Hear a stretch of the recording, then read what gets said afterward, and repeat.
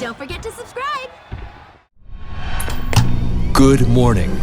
Hey, what's up you guys, it's YellowMotion here. So it finally happened. After being absent for 25 years, she's finally back in Tekken 7. Yes, I'm talking about the one and only Kunimitsu, ladies and gentlemen, and this video is going to be all about her. And I'm also going to talk about her as a character, what I think of her design, how she looks, and of course, bring up the big elephant in the room in here on her being the daughter of Kunimitsu and what my opinions are on that matter, that and much more, ladies and gentlemen, so let's get right into it.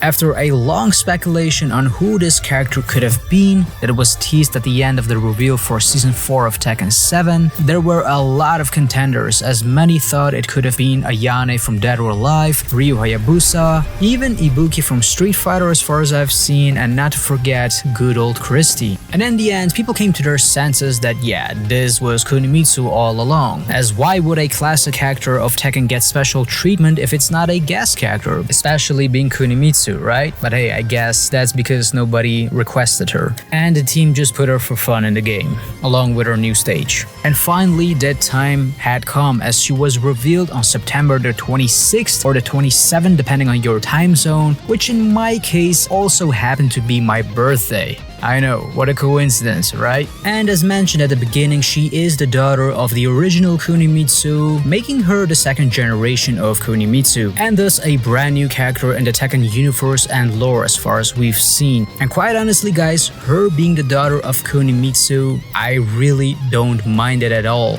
In fact, I really love what they did. I'm just very glad and happy that she is back in the game.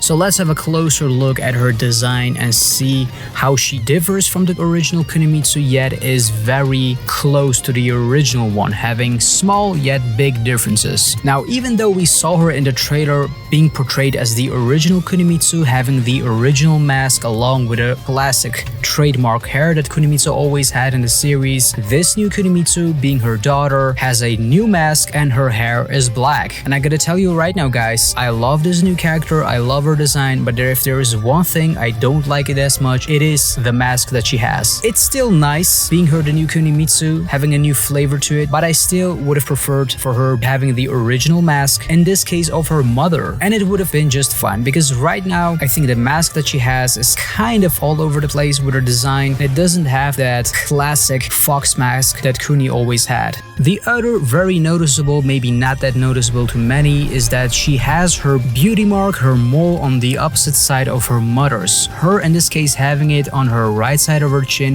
whereas her mother had it on the left side of her chin. And as mentioned, her daughter has black hair opposed to Kuni's flaming red hair, which you may think, why isn't it red just like her mother? Well, I don't want to dive deep on biology or genetics or stuff like that, because this is a Tekken video after all, but in a nutshell guys, having red hair to begin with is a recessive gene and not a dominant gene. So in order to be born with red hair, you need to have two copies of the red hair gene, and this means if neither of the parents are red-haired, they both still need to carry the gene and pass it on. And even if Kuni herself is red-haired, there is still a 25% chance of the child turning out to be a redhead, which this was the case for Kunimitsu, but not for her daughter. So what can we conclude out of this lesson is that Kunimitsu's father, in this case Kuni's partner, husband, one-night stand, I don't know, whatever you want to call it, is most likely someone with black hair that has the red recessive gene.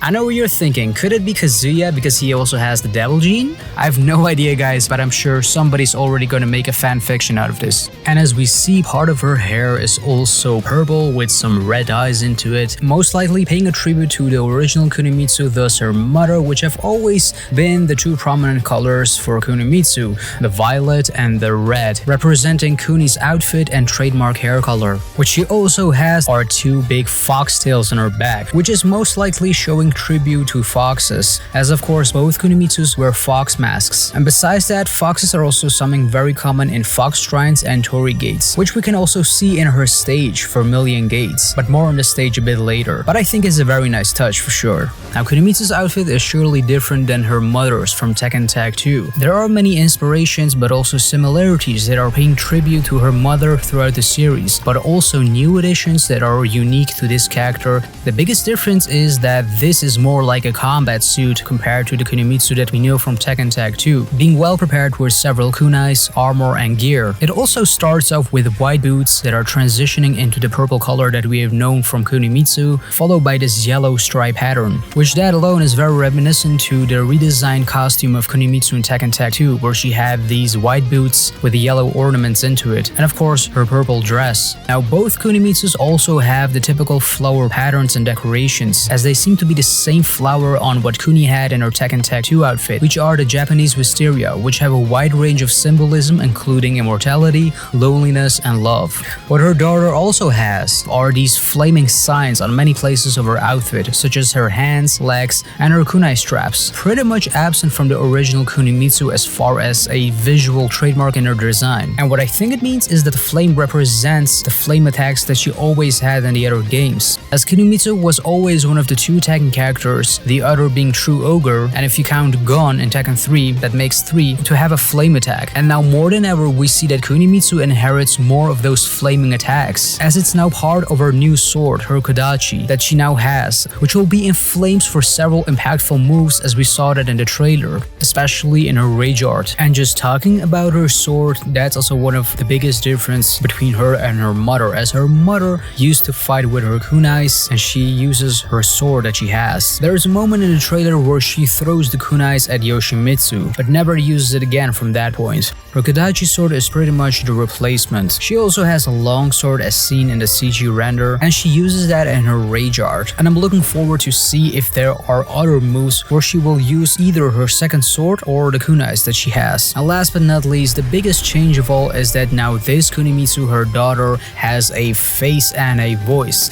And by that I'm not trying to say that the old Kunimitsu didn't have a face nor a voice, because the old Kunimitsu that we know barely spoke, said a few lines here and there, but we actually never got to see what her face looked like. Even when people got their hands on the model from Tekken Tag 2, we could see that her eyes were pretty much closed, and this is because she is blind, which has been confirmed by Harada during her reveal. And noticeably, her daughter doesn't have the scars that Kunimitsu has on her face. Now the Kunimitsu that we know ever since Tekken 1 was pretty much a more or less clone of Yoshimitsu, and that Kunimitsu from Tekken 1 was voiced by Harada himself. Now in Tekken 2, leading up to Tekken Tag Tournament, Kunimitsu was voiced by Shiho Kikuchi, which coincidentally happened to be the Japanese voice actress for Jun Kazama in Tekken 2 and Tekken Tag Tournament. So yeah guys, do the math. Two characters that have been absent since Tekken 2 for the past 25 years, and one of them is now more or less back into the game. The Kunimitsu in Tekken Tag 2 was voiced by Megumi Toyoguchi, which is known for several characters such as Pain from Final Fantasy and Aqua from Kingdom Hearts. And this Kunimitsu in Tekken 7 is voiced by Sayori Hayami, and she's known for many things, but noteworthy, she's also the voice of Kyrie in Devil May Cry 4 and in Devil May Cry 5. So yeah, we'll pretty much have Kyrie in Tekken 7.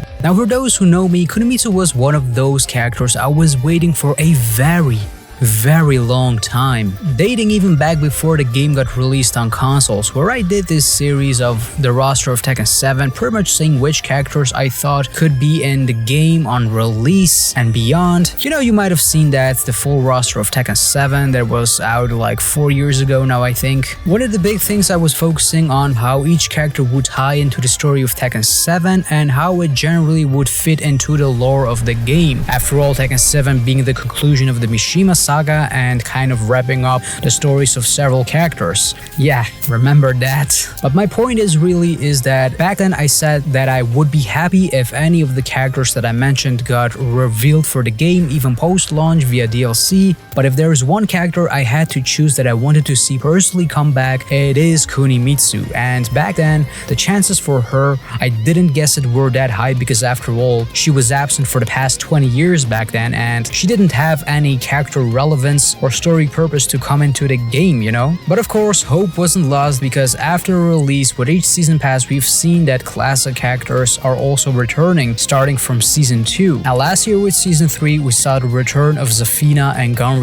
So when Season 3 concluded with the release of Falconbrom in March, around May this year, I made a video about a potential Season 4 roster, and pretty much saying which of the classic characters that aren't in this game right now could have a chance over or on under 50% that could potentially make it into a Season 4 and a Season Pass 4. And in that video, I of course mentioned Kunimitsu of having more than 50% chance of making it into a potential Season Pass 4. Going even further by saying that if a Season 4 is announced, the first character they should reveal is Kunimitsu to really start off the hype train. So when it was August 1, we officially got the reveal of Season 4 for Tekken 7, and at the end we got this small tease of a character coming to Season Pass 4. Whether it was a classic character, a new character, a guest character, nobody knew. When I saw that, I was like, yeah, this is Kunimitsu without a doubt. This is her. So as I mentioned at the beginning, it was interesting to see how many people thought this was a guest character from another series, maybe a completely new character, but no way in hell was this a classic character, let alone Kunimitsu,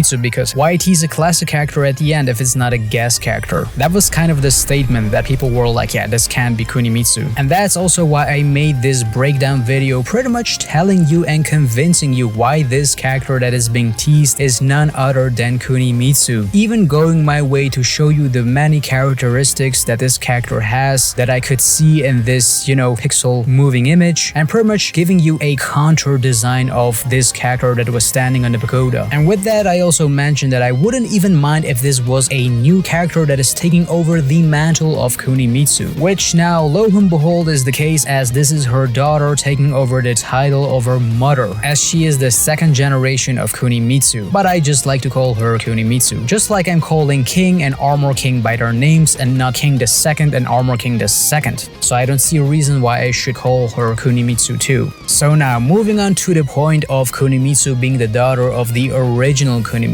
Look, I personally would have loved to see the original Kunimitsu back, but I am not complaining at all, especially that this is the daughter of the original Kunimitsu, and I personally really think that the Tekken team has done a great job on this, and I will exactly tell you why. The first is that because she is the daughter of the original Kunimitsu, I feel that the devs have more creativity and flexibility to make the Kunimitsu character more appealing to today's player and fan base of the game. And by that I mean to the character of Kunimitsu, as we already can see that in her weapons, her fighting style with her sword instead of the kunai, her having a voice being more spoken, and having, most importantly, a face that she can show. You suddenly gave a character more flavor and more personality than what was out in the past. Now with this, I'm not saying that I wanted to see what the old Kunimitsu looked like or I wanted to see her talk more. No, because there was this unknown mystery of the old Kunimitsu of knowing little about her. Having mystery is always great in a character, but now this being her daughter, you can really set those things apart that made the original Kunimitsu so unique while bringing something new to the table to the character itself. I feel like this brings more charm to the Kunimitsu character while paying tribute to her mother as the OG Kunimitsu. Compare it a little bit with Yoshimitsu that you have in Soul Calibur and the Yoshimitsu that you have in Tekken. But in Soul Calibur, you have two Yoshimitsus that take on the title of Yoshimitsu, but generally the Yoshimitsu in Soul Calibur is much more of a energetic and flamboyant character compared to the Yoshimitsu that you know from Tekken, being a more serious Yoshimitsu. Well, except in Tekken 7, because if you look at the endings, he is portrayed like a clown. Not to drift apart from the topic. Now, of course, different games, different time settings, but the thing is that both Yoshimitsus in both games are still different in personality, yet have the same characteristics. And that's what I also feel is with this Kunimitsu, being the daughter of the original Kunimitsu, yet bringing her own flavor to the game, to the series, and to the character of Kunimitsu. And that's why I'm not complaining at all. I'm just fucking happy, guys, that Kunimitsu is back in a Tekken game. And if you're like, well, I still like Kunimitsu from Tekken Tag 2, well, guess what? You can still choose her classic outfit and pretend she's there the whole time. Do you know how long it's been since that game was out? So the last time you played as Kunimitsu was 9 fucking years ago. Yeah, get your head around that. Almost a decade. And now she's back. Enjoy the game. And now, not to only have a Kunimitsu that only speaks, but also has a face, I think will pave the way for her as a character to be included in future Tekken games as a prominent character, and to be involved into the story much more with the lore, character relationships, and all that good stuff. Because let's face it, Kunimitsu as a character was never that popular. She still had a niche fan base, and I really think that with her kind of reboot, reimagined version in this game, she's definitely getting a good second chance. Having said that, I know that there are are Kunimitsu fans that are not quite happy that this is the daughter and they would have preferred to see the old Kunimitsu back, the one thing I will say is, does it really matter? The game doesn't give a shit about its story nor about its lore. So what would it matter if this was the original Kunimitsu? Like, it's not like the previous classic DLC characters have gotten a proper story update, a proper ending with all the bells and whistles. It's not like the character episodes themselves are masterpieces of work. So what would it matter if this was the original Kunimitsu? I mean, when you were watching that trailer, you were thinking all this time, this is the original Kunimitsu,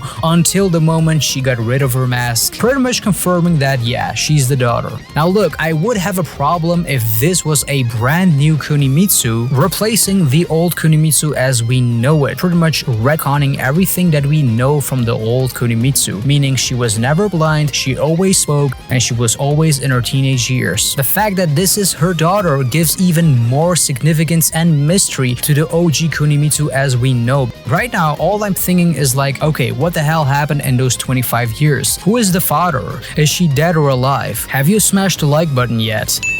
And has her mother met Jun Kazama, and does she know if she will be the last character for Season Pass 4?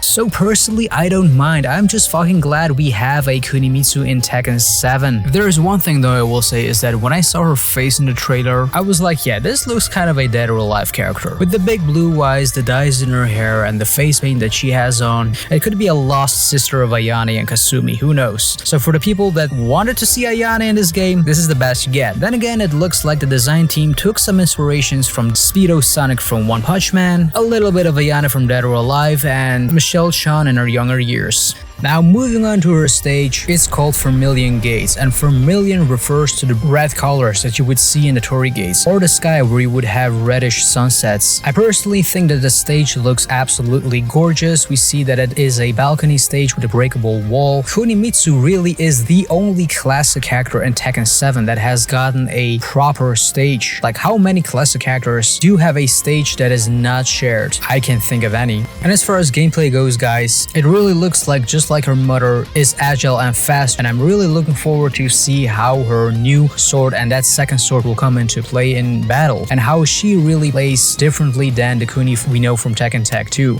And as far as rage art goes, I have to say it's not the most super awesome thing I've seen as far as rage arts in this game, but I can surely appreciate that it's not one of those standard things that we have seen over and over again of, you know, launching an enemy in the air, doing some kicks and punches and whatnot, and finishing it off with a final blow. As the more I look at this rage art of Kuni, I really think that, yeah, this is much more grounded, that really fits with her character, because they could have easily gone like a Master Raven 2.0, flashing stuff, you know, teleports and whatnot, but they kind of kept it grounded and really used the trademark flaming that she has as one of the super moves. I'm just happy that Kunimitsu is finally back, and we don't have to wait that long because she's coming out sometime autumn 2020. Yeah, still no exact release date, but if I have to make a guess, I think it could be either the last month of October this month or the first week of November, with the kickoff of Season 4 and Season Pass 4. And that lets us with the last character for this season. It's been 25 years since Kunimitsu hasn't made an official canonical debut in a Tekken game, and it just happened to be the 25th anniversary of the Tekken series for her to come back, as well as the 65th anniversary of Namco as we know it, which also happened this year. And to me personally, yeah, she got revealed on my birthday, and I got to see her trailer as one of the first. So yeah guys, it's all good.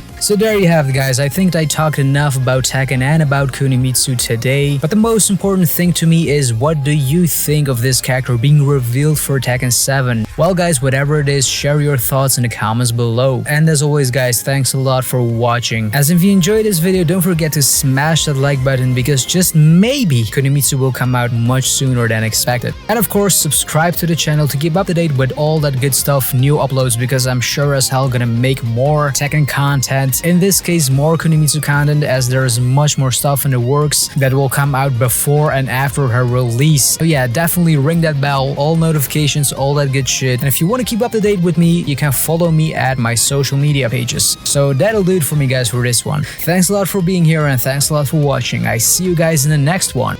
Peace.